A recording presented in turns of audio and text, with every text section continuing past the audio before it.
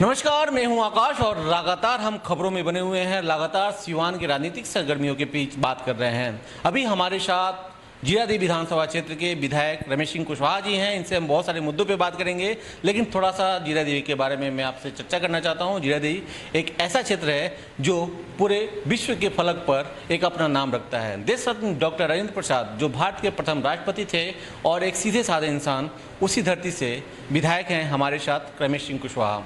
इन्हीं से सीधे तौर पे बात करते हैं कि सबसे पहला सवाल ये कि राजेंद्र बाबू की धरती से आप विधायक हैं, लंबे समय से आप राजनीति से जुड़े हुए हैं, कि जितना विकास होना चाहिए राजेंद्र बाबू की धरती का उतना हुआ क्यों नहीं? पहली बात तो आपके चैनल को हम हृदय से धन्यवाद देना चाहते हैं कि आप अपना बेशकीमती समय निकाल कर आप हमसे मिल रहे हैं, बात कर रहे हैं। पहली बात तो यह है कि देखिए, जहाँ तक कि जीरादेई विधानसभा की बात है तो मैं दावे के साथ कहना चाहता हूँ कि अतीत में भी बहुत सारे विधायक रहे हैं जीरादेई विधानसभा क्षेत्र में, लेकिन आज जितना विकास हुआ है शायद ही पहले कभी हुआ है। आज तो मैं कह रहा हूँ कि विकास की गति इतनी तेज है जो कि तमाम पुराने रिकॉर्ड को उसने ख़त्म करके एक नया रिकॉर्ड, एक नया कीर्तिमान हासिल किया है जीरादेई विधानसभा। अब तो जीरादेई में एक मेडिकल कॉलेज बनने जा रहा है, जो कि बिहार सरकार की कैबिनेट ने इसे अपनी स्वीकृति प्रदान कर दी है। ये माननीय मुख्यमंत्री श्री नीतीश कुमार जी के आशीर्वाद से ये संभव हुआ है। मैंने डिमांड उठाया था माननीय मुख्यमंत्री जी से। इन संदर्भों में 2 बार मैं माननीय मुख्यमंत्री जी से व्यक्तिगत रूप से मिला और मैंने मांग किया और हमारी मांग को उन्होंने पूरा किया। उसका टेंडर, मेडिकल कॉलेज टेंडर की प्रक्रिया में है।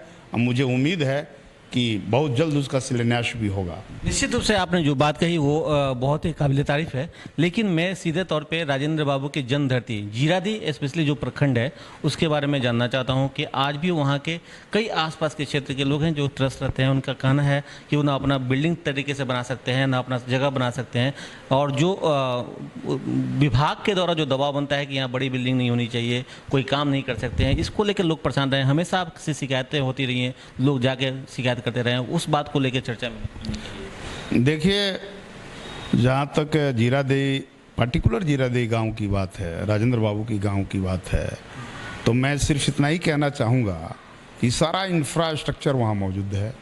वहाँ इंटर कॉलेज है, वहाँ कस्तूरबा गांधी विद्यालय है, गांव के चारों तरफ पिच सड़कों से जुड़ा हुआ है, बिजली की व्यवस्था है।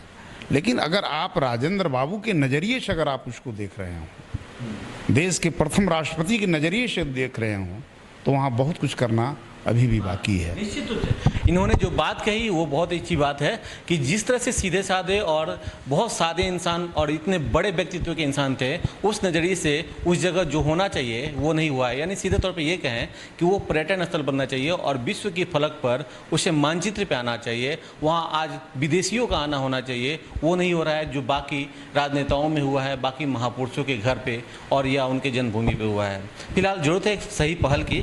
और भी मुद्दों पर बात करते हैं। एक बड़ा मुद्दा ये कि जब भी मैं क्षेत्र में घूमता हूँ तो लोगों का ये कहना होता है कि आप तो लाल सलाम वाले हैं, लाल सलाम आप बोलते हैं, लाल सलाम वाली सोच है। मतलब जो सोच माले वाले लोग, माले पार्टी की है, उस सोच आप रखते हैं और लोग के साथ ऐसा ही बिहेव करते हैं। देखिए, आप आचार्य नरेंद्र देव का नाम सुने होंगे।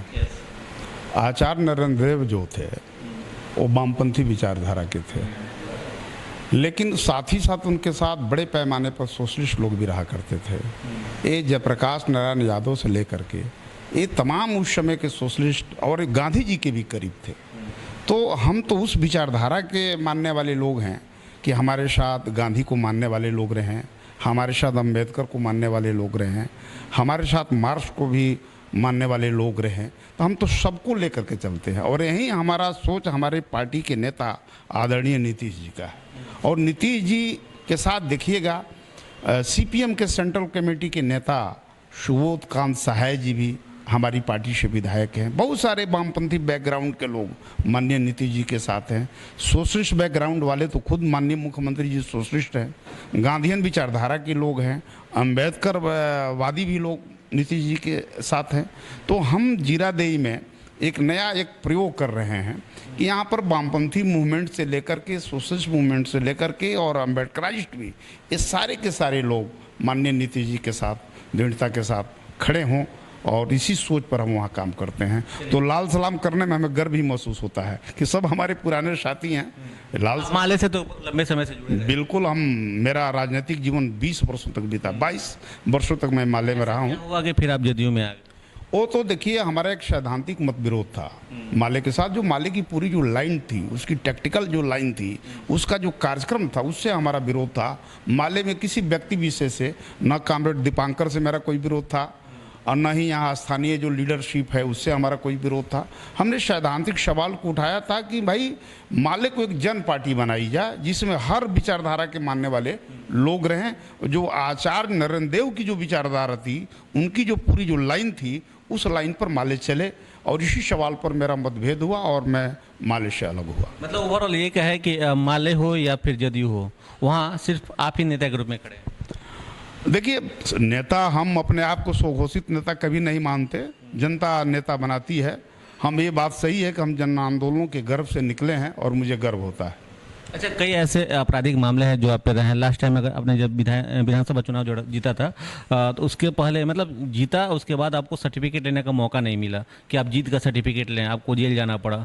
तो ऐसे मुद्दे आए, कई आपराधिक मामले, हत्या के मामले भी आपसे जुड़े रहे हैं।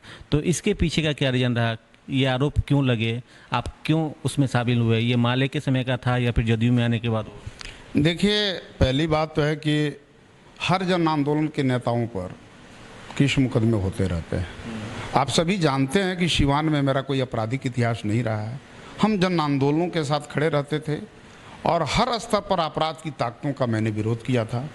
और ये पुराना केस था, 1997 का केस है, जब कॉमरेड चंद्रशेखर की यहाँ हत्या हुई थी 1997 में 31 मार्च को। तो उस हत्या के हम सूचक थे, जिसके चलते उस समय आरजेडी के लोगों ने हमें फंसाया था केस में। पुलिस ने हमें अपने अनुसंधान में हमें बरी कर दिया, आरोप मुक्त कर दिया। लेकिन बाद में जब चुनाव आया तो कुछ लोग लगे इसके पीछे, राजनीतिक लोग, और कोर्ट ने संज्ञान लिया, हम बेल पर हैं।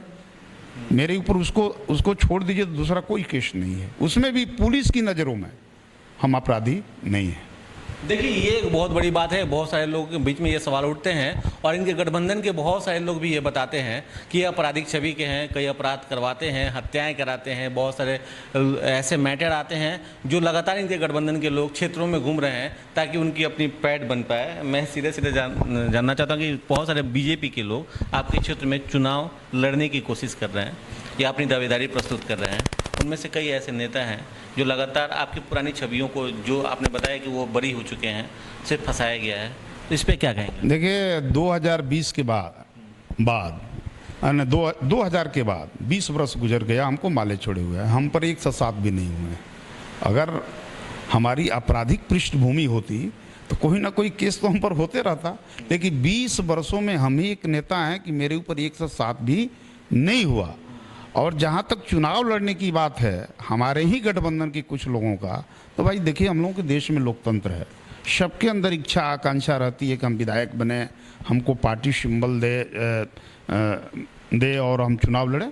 तो हम इसका स्वागत करते हैं कि कोई व्यक्ति या कोई भी एनडीए का नेता अगर चुनाव लड़ने की इच्छा रखता है तो इच्छा की हम स्वागत करते हैं। बीजेपी के नेता हैं बिट्टू सिंह, लगातार वो क्षेत्र में घूम रहे हैं, लेकिन हालांकि दूसरी जगह वो किसी पद पे भी हैं दूसरे स्टेट में। उनके बारे में भी बहुत सारी बातें आ रही हैं। क्या लगता है कि वो मजबूती से खड़े हो पाएंगे, आपको टक्कर दे पाएंगे? देखिए, हम किसी व्यक्ति विशेष के बारे में कोई चर्चा करना नहीं चाहते हैं। आप लोग जानते ही हैं कि हम किसी व्यक्ति को कभी टारगेट नहीं बनाते हैं। हम बराबर राजनीतिक ट्रेंड को हम रखते हैं और हम कभी भी अपने पूरे राजनीतिक जीवन में अपने राजनीतिक अपोजिशन की पार्टी में किसी व्यक्ति को मैंने टारगेट नहीं बनाया। उस राजनीतिक धारा को हमने टारगेट किया है, उसका मैंने विरोध किया है। तो हमारी लड़ाई किसी व्यक्ति विशेष से नहीं है। और मुझे उम्मीद है कि सारे लोग जो चुनाव लड़ने की इच्छा रखते हैं उनका मैं स्वागत करता हूं और उम्मीद करता हूं कि सारे के सारे लोग मेरे साथ उस समय खड़े होंगे चुनाव मैदान में। देखिए, ये एक विश्वास की बात होती है कि जिन लोग इनके खिलाफ चुनाव लड़ने की बात कर रहे हैं, ये उनको साथ आने की बातें कर रहे हैं और ये कह रहे हैं कि अगले इस बार के चुनाव में वो लोग उनके साथ खड़े होंगे और इनके साथ कदम से कदम मिला के चलेंगे। फिलहाल इनकी जो पृष्ठभूमि रही है, राजनीति की पृष्ठभूमि रही है, उन सारे मुद्दों पर हमने बात किया, विकास के मुद्दों पर बात किया।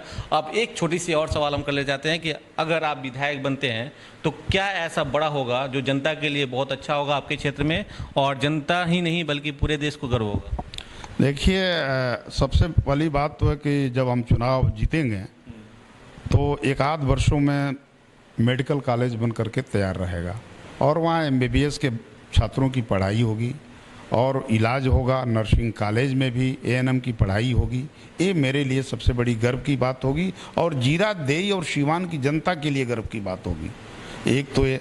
दूसरी बात है कि हम स्वास्थ्य के मोर्चे पर हमारा अन्य भी जो भी उप स्वास्थ्य केंद्र है हमारे इलाके में, जहाँ कहीं भवन में कोई प्रॉब्लम है उसको भी हम ठीक कराने की हम कोशिश करेंगे।